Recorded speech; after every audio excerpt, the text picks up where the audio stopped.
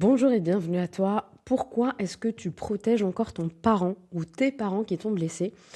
Quand quelqu'un te demande comment était ton enfance, probablement que tu trouves toujours une façon de l'adoucir. En tout cas, c'est le cas de nombreuses personnes que j'accompagne depuis 11 ans maintenant, qui me disent, moi, mon enfance s'est bien passée, tout va bien, mes parents font ce qu'ils peuvent, ils ont fait ce qu'ils ont pu, etc. Et t'en veux pas vraiment à tes parents, c'était pas grave ce qui s'est passé, tu minimises, tu vas même contextualiser, etc.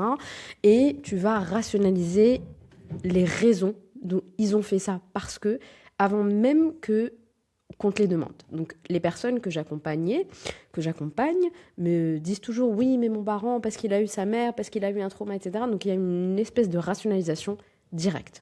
Et peut-être même que toi-même, dans un espace thérapeutique ou dans une conversation proche, tu as finalement dit quelque chose de vrai sur ce qui s'est passé.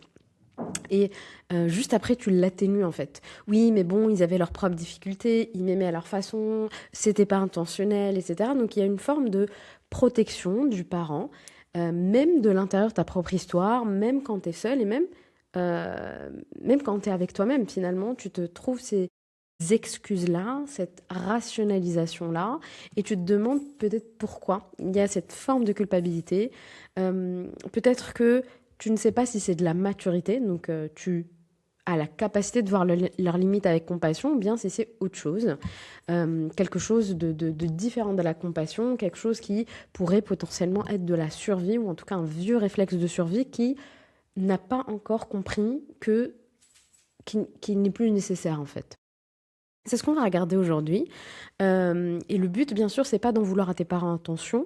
Euh, il n'est pas question non plus de construire un récit de victime qui va effacer leur humanité, mais j'ai envie de t'emmener vers la compréhension d'un mécanisme précis, le mécanisme de la protection que tu leur accordes encore sans le faire exprès, et voir en fait d'où il vient, ce qui te coûte et comment tu peux changer tout ça.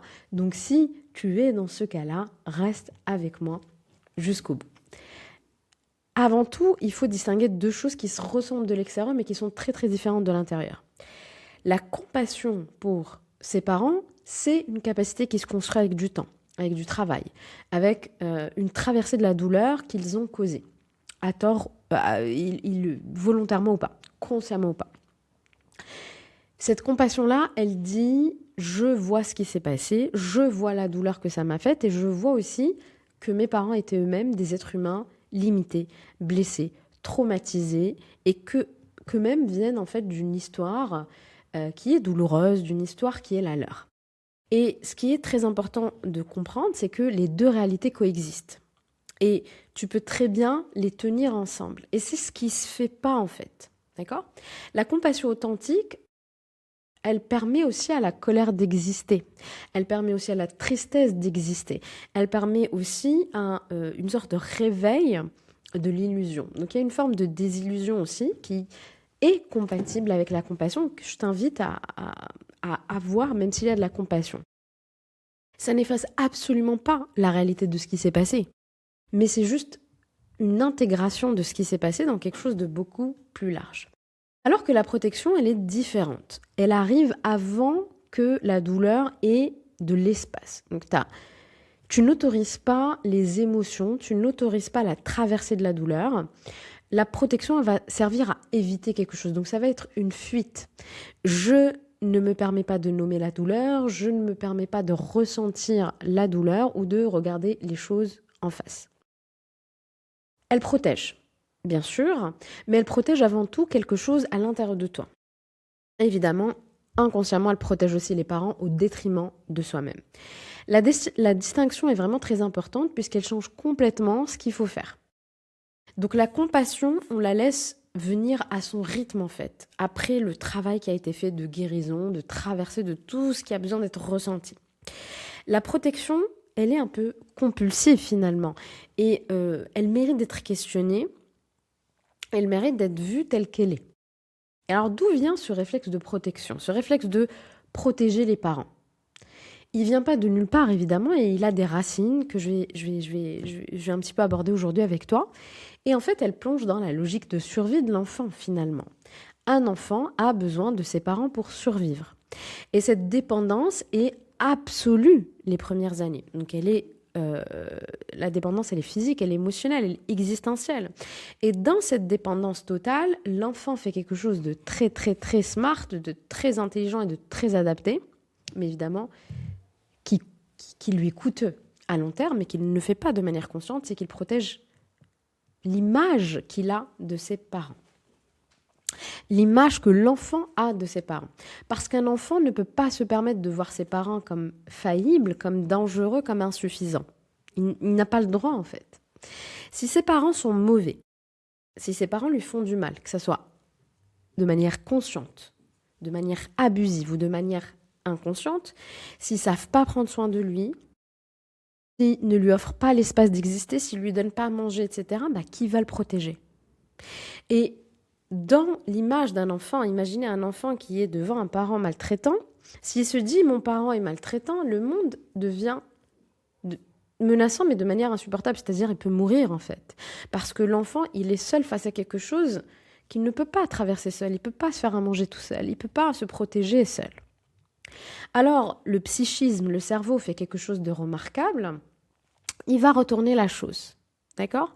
Si mes parents ne prennent pas bien soin de moi, je ne peux pas dire que c'est le parent qui est défaillant, puisque ça voudrait dire que je suis seule. Et ça, c'est quelque chose d'incompatible avec un cerveau d'un enfant qui a besoin du parent. D'accord? Donc, au lieu de dire c'est le parent qui est défaillant, il va y avoir ce mécanisme de survie qui va tourner la chose envers moi-même. C'est moi qui suis difficile. Si ma mère, elle est froide, c'est pas un problème lié intrinsèquement à la mère qui est, je ne sais pas, qui a des problèmes d'attachement, qui est immature émotionnellement ou que sais-je. Non, c'est moi qui ne mérite pas la chaleur de ma mère, ou bien c'est moi qui ai fait quelque chose pour mériter cette froideur de ma mère. Ou bien, la froideur de ma mère, c'est comme ça en fait, les mères sont comme ça. Pareil, si mon père est violent, je l'ai provoqué. Si mes parents souffrent, c'est que c'est à cause de moi, j'ai pas été suffisamment sage, j'ai pas eu de bonnes notes, etc., etc. Cette internalisation, donc prendre sur soi la défaillance du parent pour le préserver, finalement, je ne préserve pas le parent en soi, je me préserve moi indirectement, puisque c'est un mécanisme de survie psychique. Je maintiens l'image du parent comme quelqu'un de bienveillant, de capable, qui fait ce qu'il peut, parce que ça me maintient dans une illusion de sécurité. Je sacrifie l'estime de moi, mais je préserve le lien, aussi défaillant que ce lien est. Et à cet âge-là, le lien est nécessaire à la survie. Il est plus nécessaire à la survie que l'estime de soi. Donc à la rigueur, ton système nerveux, ton cerveau, il s'en fout de ton estime de soi, tant qu'il te garde en survie. Et ce mécanisme a été essentiel puisqu'il t'a permis de tenir dans un environnement qui est, lui, toxique, peut-être violent, abusif, dysfonctionnel, et continue de fonctionner à l'âge adulte avec la même rapidité, de manière aussi automatique, et c'est irréfutable. D'accord ? Alors cette protection, elle peut prendre différentes formes. Donc, la protection des parents blessants, elle prend évidemment différentes formes en fonction de toi, de ton histoire, de ton vécu, de ton transgénérationnel, de plein de choses. Et c'est très très important de les reconnaître, parce que pour les dépasser, il y a besoin de voir. Et voir, c'est pas je juge, je vois pour juger. Je vois pour pouvoir ensuite passer à autre chose, transmuter, alchimiser. D'accord ? Minimiser ce qui s'est passé, c'est pas grave, il y a pire ailleurs, au fond j'ai eu de la chance, etc., etc. Donc il y a 1 milliard de phrases que tu te dis, peut-être même que tu es en train de te le dire là présent. Ces phrases, évidemment, qu'elles relativisent la réalité de ce qui a été vécu, d'une façon qui empêche de traverser réellement tout ça. Parce que c'est difficile de traverser quelque chose qu'on ne reconnaît pas. Donc, peut-être qu'il y a besoin de voir avant de ressentir. Ou peut-être que tu ressens mais que tu n'expliques pas. Avant même d'avoir laissé la douleur exister, il y a besoin d'expliquer, de comprendre. Et attention à toutes ces phrases, ils avaient leur propre trauma, ils ne savaient pas faire autrement, c'était une époque différente, etc. Ce sont des explications évidemment vraies. Ok, elles sont vraies. Mais c'est pas parce qu'elles sont vraies que ta douleur n'est pas vraie non plus. Donc les deux peuvent coexister. J'ai de la compassion envers peut-être l'enfant qui a été mon parent et ce qu'il a traversé, son histoire, l'époque, etc. Mais en même temps, je vois ma douleur, je la laisse circuler et j'arrête de la fuir et je ne court-circuite pas en fait ce que je ressens sous prétexte que mes parents avaient leur propre trauma. Défendre ses parents face aux autres, par exemple, quelqu'un dans ton entourage va exprimer quelque chose envers tes parents, de l'inquiétude, de la désapprobation, peu importe. Donc ça, c'est une autre manière de défendre ton parent. Et toi, immédiatement, tu te retrouves à les défendre. Même si, intérieurement et inconsciemment, tu sais très bien que cette personne a raison. Mais même si tu as dit des choses bien pires à leur sujet dans ton espace privé, tu vas quand même défendre tes parents face aux autres. D'accord ? Face au regard extérieur. D'accord ? Et c'est une forme de loyauté automatique qui dépasse ton propre jugement, qui est quelque chose d'inconscient, que tu ne fais pas inconsciemment. Donc, ça, c'est quand tu défends tes parents face aux autres. Et puis, il y a aussi comment tu peux protéger encore ton parent, c'est quand tu ne dis pas exactement ce qui s'est passé. Quand tu présentes en fait aux autres une version édulcorée de ton enfance. Et ça peut arriver dans un espace privé avec tes amis, ton partenaire ou peu importe, et ça peut arriver aussi dans une relation thérapeutique, où moi je vais parler aux personnes et les personnes elles vont me dire oui mais tu sais, etc. Évidemment moi avec l'expérience maintenant je sais, mais c'est quelque chose de très fréquent. Donc protéger la réputation familiale alors qu'il n'y a personne qui te l'a demandé. Il y a aussi une forme de secret qui peut être là. Je protège le secret inconsciemment et c'est automatique, je ne le perçois même pas. C'est une loyauté qui est vraiment implicite. Et évidemment, la dernière façon de protéger son parent, et ça arrive très très fréquemment, c'est je me donne du mal pour maintenir une relation. Je vais continuer à visiter mon parent, l'appeler, à être disponible, à venir au Noël, à faire ci, à faire ça, etc. Je préserve une proximité qui finalement me coûte énormément. Et c'est pas parce que j'en ai envie, parce que je ne sais pas faire autrement. Parce que si je ne le fais pas, ça viendra activer quelque chose qui est absolument insupportable pour moi. La culpabilité, la honte. Mais aussi quelque chose de très inconscient et très profond, la peur. Donc si je ne le fais pas, si je ne maintiens pas cette relation, même si j'en ai pas envie, ça vient confirmer la peur que ma relation était abîmée. Je le sais que ma relation à mon parent est dysfonctionnelle, qu'elle est abîmée, qu'elle n'est pas saine, qu'elle est peut-être pas normale. Je le sais. Mais si je ne vais pas voir mon parent, si je ne vais pas m'en occuper, si je ne me donne pas de mal, etc., ça va venir confirmer ça en fait. Et c'est peut-être insupportable pour moi parce que je ne m'autorise pas à faire ce travail, parce que je n'ai pas l'espace pour faire ce travail, parce que je suis dans l'incapacité de faire ce travail, etc., etc.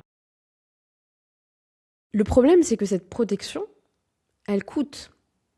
Et c'est un coût qui s'accumule au fur et à mesure des années et qui mérite et qui a besoin d'être regardé en face. Le premier coup, c'est l'impossibilité de traverser vraiment ce qui s'est passé.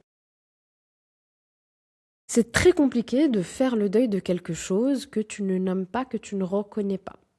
Si tu ne reconnais pas que la relation à ton parent est dysfonctionnelle, comment veux-tu faire le deuil de cette relation ? Si tu ne nommes pas que ton enfance n'a pas été aussi rose que ce que tu prétends, comment veux-tu faire le deuil de cette enfance parfaite que tu n'as pas eue ? Tu peux pas guérir une blessure, en tout cas c'est plus compliqué de guérir une blessure que tu minimises tout le temps.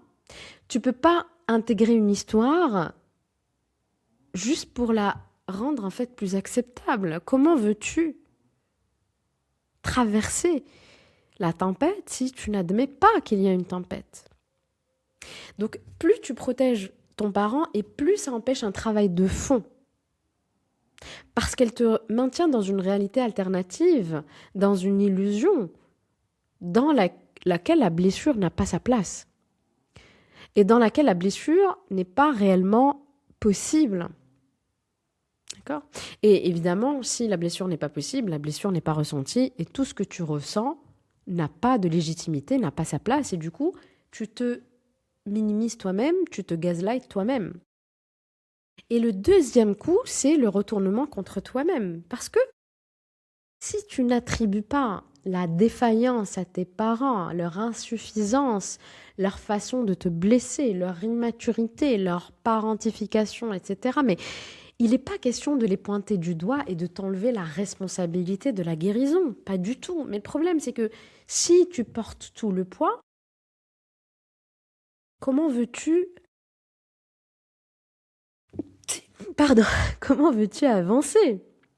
Je vais rester, je vais pas refaire la vidéo. Je la laisse naturelle, la vidéo. Donc, s'il y a du doute chronique vis-à-vis de toi, si tu n'arrives pas à te faire confiance, etc., si tu as une croyance, si tu es programmé sur la croyance profonde que tu es difficile, que c'est impossible, que tu vas jamais y arriver, que tu es trop exigeant, etc., comment veux-tu valider ton vécu, ton ressenti? Tu vas continuer à te minimiser, à t'invalider et à te dire que tu exagères. Donc, tu vas finalement devenir ton propre bourreau. Cette voix qui protège tes parents va automatiquement te réduire. Et encore une fois, il n'est pas question de dire c'est la faute de mes parents, c'est bon. Moi, je suis comme ça, c'est à cause de mes parents. Oui, mais. Donc, c'est parce que c'était difficile pendant ton enfance, mais la responsabilité de la guérison aujourd'hui, elle est la tienne. D'ailleurs, si tu veux savoir quelle blessure profonde t'a marqué durant l'enfance, tu pourras faire mon quiz gratuit que je te mets en légende pour savoir une des 4 typologies de l'enfant que tu es. Le troisième coup de protéger tes parents, c'est l'énergie. Donc, plus tu protèges tes parents, évidemment, plus c'est un coût. Parce que tu vas surveiller ce que tu dis, tu vas atténuer ce que tu ressens, tu vas te dissocier de ce que tu ressens, tu vas te déconnecter de toi-même. Ton système nerveux va être de plus en plus dérégulé.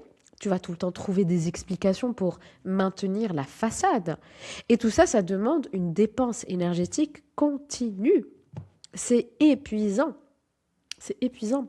Puis tu te fais vampiriser, tu te fais parasiter, tu es fatigué. Le quatrième coup, c'est la relation à sa propre réalité. Parce que quand tu passes des années à minimiser ce qui se passe, en fait, tu développes une relation incertaine à ta propre perception de la vie.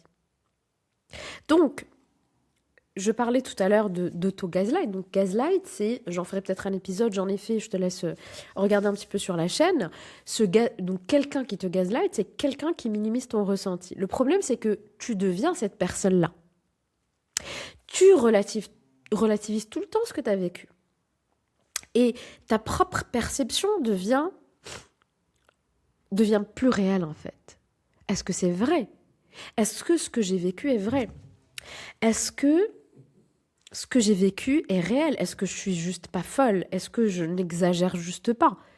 Est-ce que finalement c'est pas moi le problème? Etc, etc, etc. Donc on ne fait plus confiance à ce qu'on ressent. On va continuellement être à la recherche d'une validation extérieure avant de se permettre de savoir ce qui est vrai pour soi. Et cette incertitude fondamentale dans sa propre réalité, c'est un héritage le plus durable de cette protection compulsive du parent.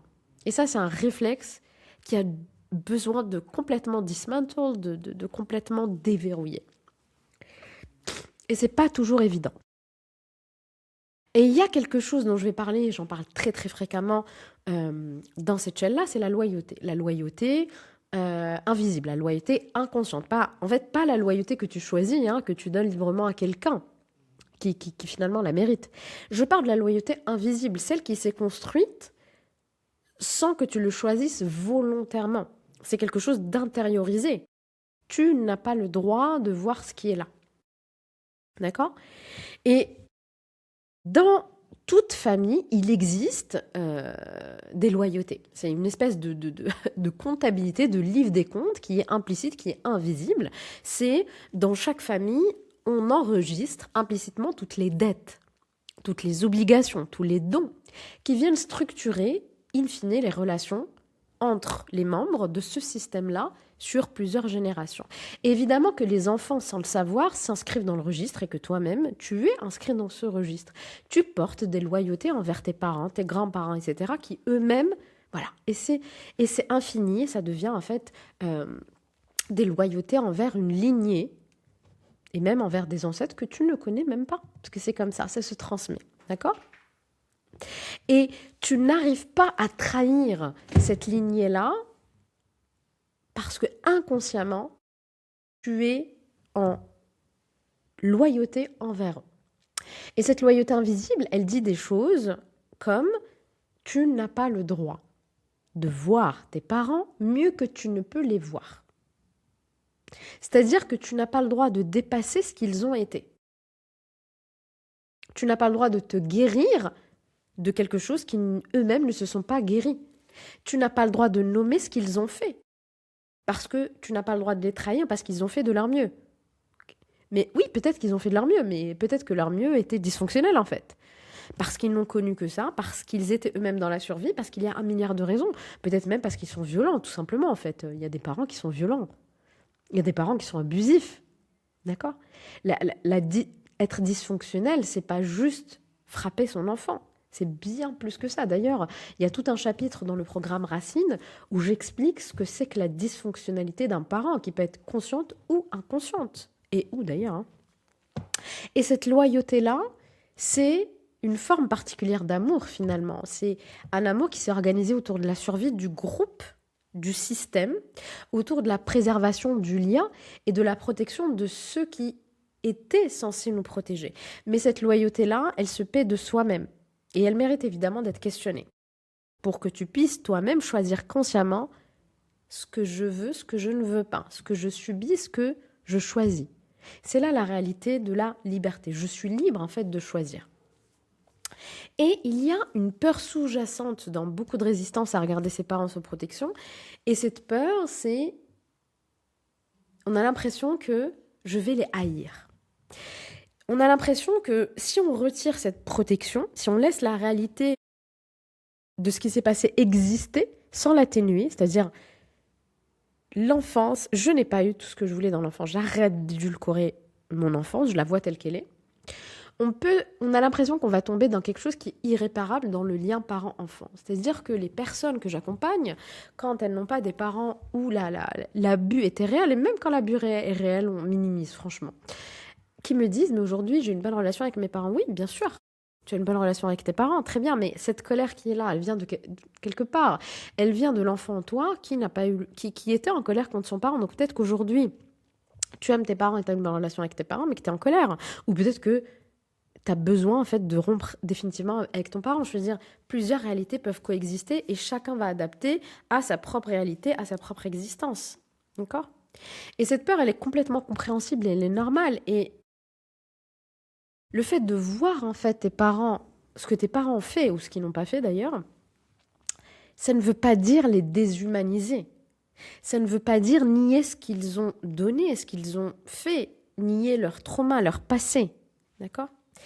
Et ça ne signifie pas non plus que votre relation, elle est condamnée à vie. Pas du tout. Voir clairement, c'est permettre en fait aux deux choses d'être vraies en même temps. Vraiment, rappelez-vous de ça, ça coexiste. Ils t'ont aimé et ils t'ont blessé. Les deux réalités peuvent vraiment coexister. J'aime mes parents et je déteste mes parents. J'ai une bonne relation avec mes parents et je suis très en colère avec mes parents, etc., etc. Elles ne s'annulent pas. Et le vrai travail que je fais avec toi en one-to-one ou que je fais avec toi dans le programme Racine, que je t'invite à voir en légende, c'est apprendre à tenir ensemble ces deux réalités sans avoir besoin d'en effacer une pour que l'autre puisse être tolérable. La colère, quand elle vient, et elle vient très très souvent quand on commence à voir clairement, c'est pas la fin en fait. La colère est un passage, c'est d'ailleurs un des chapitres de Racine. C'est une étape nécessaire très souvent. Et elle dit quelque chose de vrai sur ce qui s'est passé et elle mérite d'être vraiment entendue. La colère, elle vient te dire quelque chose. D'accord ? Mais la colère, c'est pas la finalité, c'est pas t'es en colère et point à la ligne. Non. La colère me permet de voir où est-ce que mes besoins n'ont pas été respectés, où est-ce que mes limites ont été transgressées. D'accord ? Comment je me place dans cette relation-là? Où est-ce que je me noie dans cette relation-là, etc., etc. Donc le premier geste qui peut changer quelque chose, c'est finalement très simple et très difficile pour beaucoup d'entre vous, c'est se permettre de savoir ce qu'on sait déjà. Parce que tu le sais tout ça, juste tu le sais pas. Tu le sais, mais tu t'autorises pas à réellement le savoir. D'accord? Parce que tu sais ce qui s'est passé. Quelque part en toi, dans ton corps, dans tes réactions, dans certaines certitudes, il y a une part de toi qui le sait en fait. Et se permettre de savoir réellement, c'est j'enlève cette surveillance en fait. J'arrête d'atténuer ce que je ressens et je laisse la réalité exister telle qu'elle est pour la regarder en face. Et idéalement, tu as besoin d'être accompagné sur ce chemin. D'accord? Et c'est le chemin que je te propose dans Racine, qui est 13 semaines pour aller guérir ton enfance. Tu as la version asynchrone où tu peux poser des questions et j'y réponds par mail ou en vidéo. Et tu as la version en one-to-one avec 12 heures avec moi en one-to-one pour réellement aller travailler en racine tes problématiques et tes schémas qui se répètent. La compassion est très très importante dans ce voyage-là. La compassion, c'est pas quelque chose qui est artificiel et que tu réfléchis avec la tête. C'est quelque chose que tu as vraiment besoin de ressentir.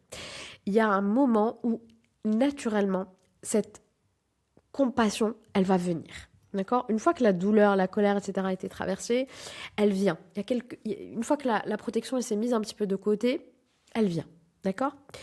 Si toi, tu protèges encore tes parents qui t'ont blessé, si tu minimises ou que tu surexpliques ce que tu ressens, si tu les défends automatiquement, c'est très humain et c'est normal, d'accord? Tu fais ce que l'enfant que tu as été a appris à faire pour survivre. Parce que c'était hyper important, je l'expliquais au début. Mais aujourd'hui, tu n'es plus cet enfant. Tu n'as plus besoin de l'illusion de leur infaillibilité pour survivre. Tu n'as plus besoin de prendre sur toi leur défaillance pour maintenir cette image, cette illusion du lien. D'ailleurs, il y a une partie dans Racine où je parle de sortir de l'illusion, puisque l'enfant, il est beaucoup dans l'illusion, c'est ce qui lui permet de vivre, de survivre.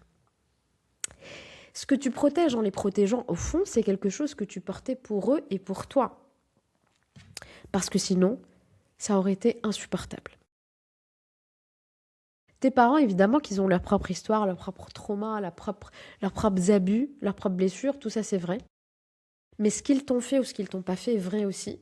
Et si je peux juste laisser une chose à travers cet épisode, c'est de te permettre de faire coexister ces deux vérités. Et c'est dans cet espace entre les deux que quelque chose de libre peut réellement exister parce que tu permets à ce qui est en toi d'exister et tu arrêtes de le nier. Si cet épisode t'a plu, je t'invite à laisser un commentaire, à liker, à partager, que ce soit sur YouTube ou sur le podcast. Ça permet à cette chaîne de vivre et ça m'encourage. Si ça t'a évoqué quelque chose, ça a été difficile, si au contraire il y a eu des prises de conscience, dis-le moi. Et puis n'oublie pas le quiz offert en légende ainsi que le programme Racine si tu veux aller explorer la racine de tes problématiques une bonne fois pour toutes. Et moi je te dis à très vite. Ciao ciao.